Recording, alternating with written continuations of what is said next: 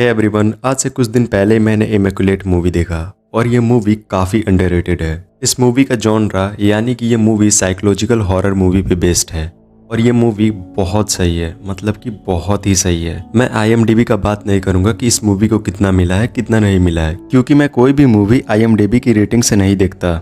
ऐसे बहुत से मूवी है जिसका IMDb रेटिंग कम है पर वो बहुत सही है। उसी मूवी में से ये एक मूवी भी है। मूवी स्टार्टिंग होता है और हमें सिस्टर मैरी को दिखाया जाता है जो कि मदर मैरी के फोटो के सामने जाती है और कुछ लिखती है उनके फोटो के पीछे और उनसे कुछ प्रे करती है। इसके बाद वो मदर सुपीरियर के पास जाती है, उनके बिस्तर के नीचे से चाबी उठाती है और वहां से बहुत जल्दी भागने का कोशिश करती है। ऐसा लगता है कि कुछ उसके पीछे है। जैसे ही वो गेट को खोलना चाहती है बहुत जल्दी पर उसे लगता है कि उसका पीछे कोई ना कोई जरूर है। तभी 4 मास्क पहने हुए नन आ जाती है जिन्होंने रेड मास्क पहना था और तभी सिस्टर मैरी का पैर उस गेट में फंस जाता है और ये चारों नन उसकी पैर को पकड़ती है और उसे तोड़ देती है। यहाँ पे ये इनका क्रूएल्टी को दर्शाता है कि ये कितना क्रूएल है। इसके बाद ये चारों नन सिस्टर मैरी को जिंदा ही दफना देते हैं। कहानी आगे बढ़े उससे पहले मैं तुम्हें ये बता दूं कि ये सारी बातें इटली के कन्वेंट की हो रही है जहाँ पे सिर्फ नन्स और सिस्टर रहती है। इसके बाद कहानी शिफ्ट होता है और हमें सिस्टर सिसिलिया को दिखाया जाता है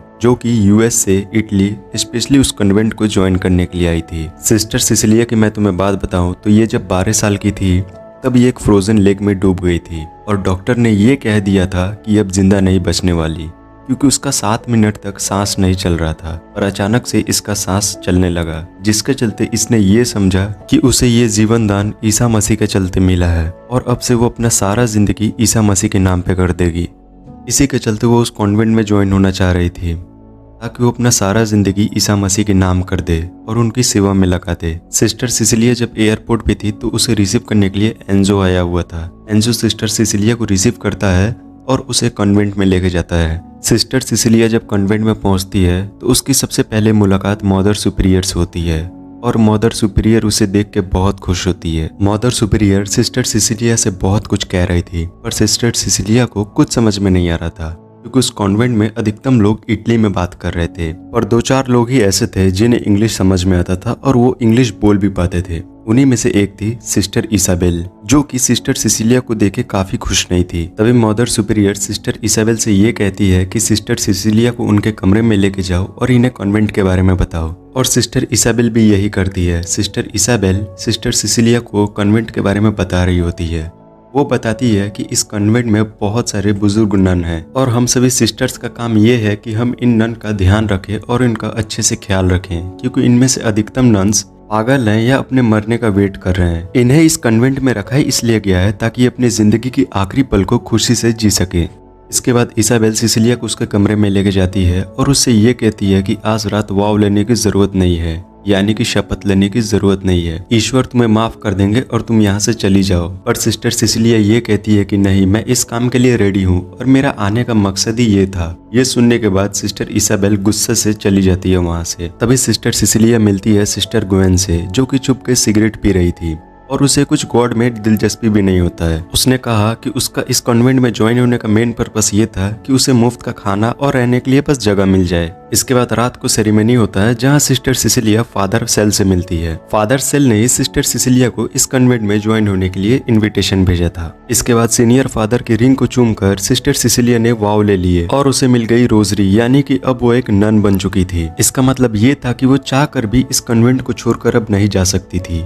उसका सारा जिंदगी अब इस कन्वेंट में ही गुजरेगा। सेरेमनी के बाद सभी कोई वाइन पी रहा था। वही सिस्टर सिसिलिया और फादर सेल एक दूसरे से बात कर रहे थे, जहां फादर सेल सिस्टर सिसिलिया से ये कहते हैं कि मेरा सपना था कि मैं एक बायोलॉजिस्ट बनूं और सिस्टर सिसिलिया अपनी बचपन की वो बातें बताती है कि कैसे वो लेक में गिर गई थी, ये वाला बात। सेरेमनी एंड होने के बाद सभी कोई अपने अपने कमरे में जाता है। वहीं सिस्टर सिसिलिया को सेरेमनी वाले प्लेस से कुछ आवाजें आ रही थी। जब वो वहाँ पे जाती है तो देखती है कि एक नन लेटी हुई है सेरेमनी वाले जगह पे और जब उसे देखती है तो उसने भी रेड मास्क पहना था जो हमें मूवी के स्टार्टिंग में दिखाया गया था। सिस्टर सिसिलिया को ये लगता है कि ये भी उन्हीं मरीज ननों में से एक है और वो उस नन से ये कहती है कि आप यहीं पे रुकिए, मैं मदद बुला करके लेके आती हूँ। तभी वहाँ पर मदर सुपीरियर आ जाती है और वो सिस्टर सिसिलिया को एक होली नेल दिखाती है और वो उनसे कहती है कि ये वही नेल है जिससे जीसस को क्रूसिफाई किया गया था। सिस्टर सिसिलिया जैसे ही उस नेल को टच करती है अचानक से वो बेहोश हो जाती है। अगले दिन सिस्टर सिसिलिया सीनियर फादर से मिलती है और उनसे ये कन्फ्रेंस करती है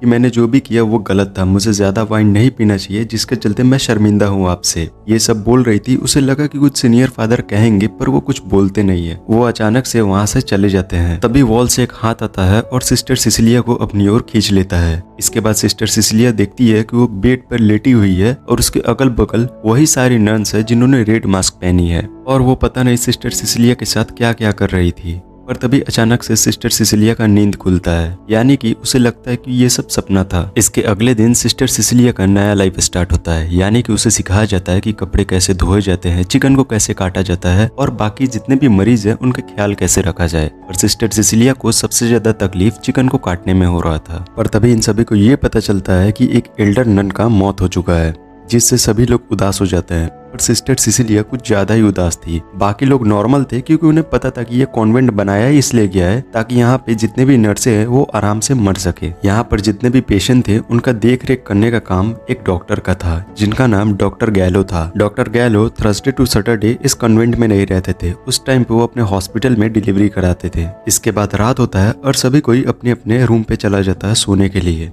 सिस्टर सिसिलिया भी जाती है और अपने बेड पे जाके सो जाती है। पर तभी एक नन आती है जिसका दिमागी संतुलन ठीक नहीं था। वो सिस्टर सिसिलिया का बाल काट देती है और बोलती है कि हम सभी तुमसे बहुत प्यार करते हैं। अरे भाई, प्यार करते थे इसका मतलब तुम बाल काटते फिरोगे। इसके बाद सिसिलिया उस नन को उसके बेड के पास लेके जाती है और उसे सुला देती है। जब वो सोती है तो सिसिलिया ये देखती है कि उस नन के पैरों पे क्रॉस के निशान बने हुए थे। ये देखकर सिसिलिया कुछ समझ नहीं पाई। उसे समझ नहीं आ रहा था कि ये एक्चुअल में है क्या। अगले दिन जब सिसिलिया नहा रही थी तो अचानक से उसे उल्टी होने लगी। उसका फुल चेकअप हुआ, यूरिन टेस्ट हुआ, बॉडी चेक हुआ, बहुत चीज हुआ, पर इसमें कुछ नहीं निकला। इसके बाद सिस्टर सिसिलिया देखती है खिड़की से कि उसे कोई रेड मास्क वाला देख रहा है।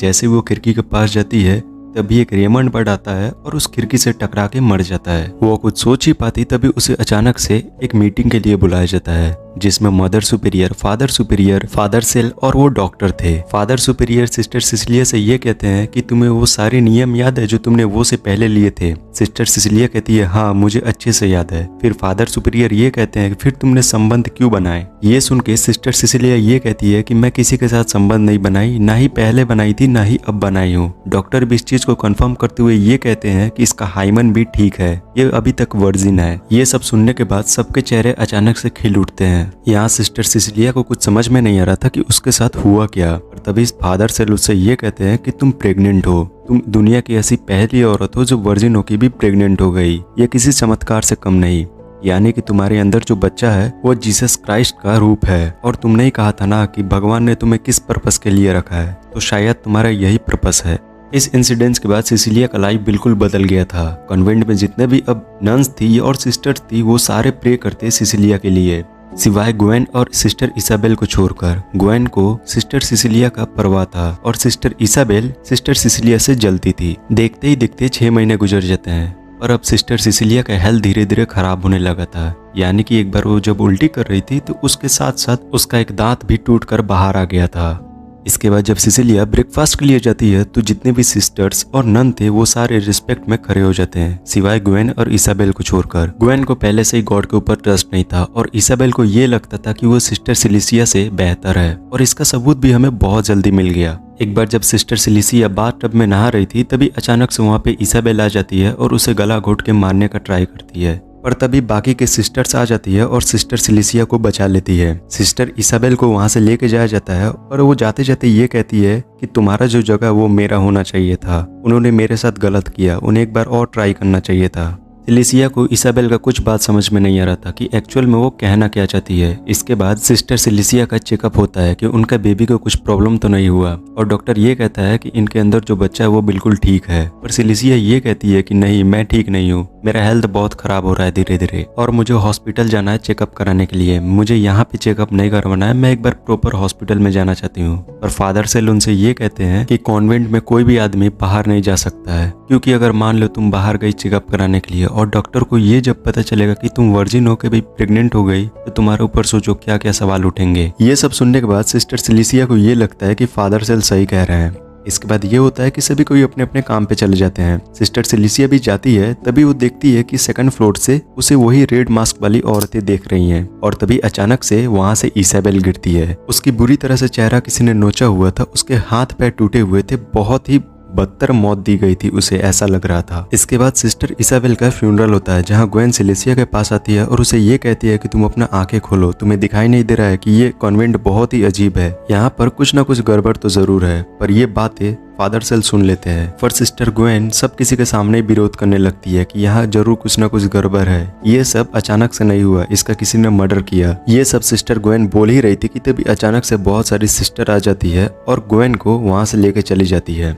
इसके बाद ये होता है कि सभी कोई अपने अपने कमरे में चले जाते हैं। रात का समय होता है और सिस्टर सिलिसिया भी अपने कमरे में होती है। तभी वो देखती है कि मदर मैरी के फोटो के पीछे कुछ है। आपको याद हो तो शुरू में सिस्टर मैरी ने लिखा था वो सब। जब वो उस चीज को पढ़ती है तो उसमें ये लिखा था कि शैतान भी ईश्वर का रूप लेके आ सकता है। इसका वो समझ चुकी थी कि उसके अंदर जो बच्चा है ये कंफर्म नहीं हो सकता है कि वो गॉड ही हो सकता है कि वो शैतान भी हो। तभी सिस्टर सिलिसिया को एक कमरे से कुछ आवाज आती है। जब वो उस कमरे के पास पहुंचती है तो वो देखती है कि सिस्टर ग्वेन को वही रेड मास्क वाले नन इसे टॉर्चर कर रहे हैं। उसके जीभ को काटा जा रहा है क्योंकि सिस्टर ग्वेन ने ज्यादा बोल दिया था। इसका मतलब ये था कि इसाबेल के फेस को इसलिए नोचा गया था कि वो खुद को सिलिसिया से ज्यादा सुंदर समझ रही थी और सिस्टर मैरी के पैर को भी इसलिए तोड़ा गया था क्योंकि वो वहां से भागना चाह रही थी। ये सब देखकर सिस्टर सिलिसिया समझ जाती है कि उसे यहाँ से जल्द निकलना होगा, नहीं तो उसका भी यही हालत होगा। इसके अगले दिन सुबह ये होता है, वो अचानक से बहुत चिल्लाने लगती है। जब मदर सुपीरियर उसके पास आती है तो देखती है कि उसके पूरे बेड में खून लगा हुआ है, यानी कि वो समझ चुकी थी कि डिलीवरी का टाइम आ चुका है। अब दिन था सैटरडे, यानी कि डॉक्टर भी नहीं थे।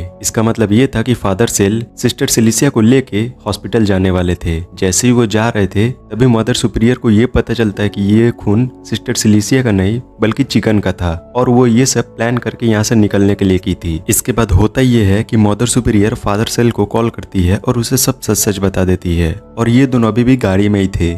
फादर सेल ये सुन के गाड़ी को वापस कॉन्वेंट की ओर मोड़ देते हैं। ये देख के समझ जाती है सिस्टर सिलिसिया कि उसका प्लान फेल हो चुका। वो चलते हुए गाड़ी से ही कूद जाती है और भागने लगती है पर फादर सेल उसे पकड़ लेते हैं और उसे वापस कन्वेंट में लेके चले जाते हैं और इसके बाद वो उसे अपने कमरे में लेके आते हैं जहाँ पे वो देखती है कि उसका कमरा नहीं बल्कि एक बायोलॉजिकल लैब था। वहाँ पे बहुत सारे फीटस थे, बहुत सारे बेबी थे छोटे छोटे। अब जाके फादर सेल सारी बातों को एक्सप्लेन करता है। वो ये कहता है कि हमने शुरू से ही तुम्हारे ऊपर नजर रखा हुआ था और हमारे पास जो नेल है जो कि तुमने पहले भी देखा होगा, जिसमें हमें जीसस क्राइस्ट का खून और उनका डीएनए मिला, जिसके चलते हमने उन्हें फिर से जिंदा करने का तरीका ढूंढ लिया और हमने ये सारी चीजें तुम्हारे ऊपर इम्प्लांट की और इससे होगा ये कि जीसस क्राइस्ट फिर से इस दुनिया में वापस आ जाएंगे। अब मैं आपको अच्छे से एक्सप्लेन करता हूँ। दरअसल हुआ ये था कि यहाँ पे जितने भी नन्स और सिस्टर्स थे इन सभी के ऊपर ये एक्सपेरिमेंट हो चुका था, पर इनमें से किसी के भी ऊपर ये एक्सपेरिमेंट सफल नहीं हुआ सिवाय सिस्टर सिलिसिया को छोड़कर। और यहाँ जितने भी नन्स और सिस्टर हैं उन सभी को इसलिए यहाँ पे रखा गया है ताकि वो बाहर की दुनिया को इसके बारे में कभी कुछ ना बता सके,